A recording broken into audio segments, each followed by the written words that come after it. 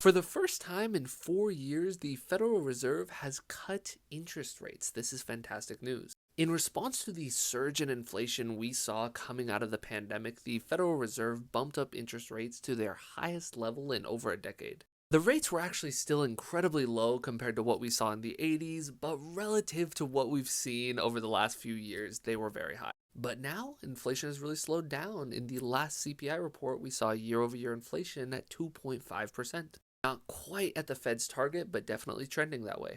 Now, when the Fed was raising rates, I was pretty skeptical. Yes, you want to combat inflation, but you don't want to jack up rates so much that you spur massive unemployment, like they did in the late 70s, early 80s with the Volcker shock.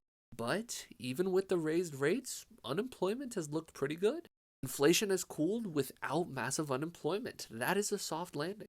Now, unemployment has ticked up a little bit in recent months, but we're cutting rates now. That should help.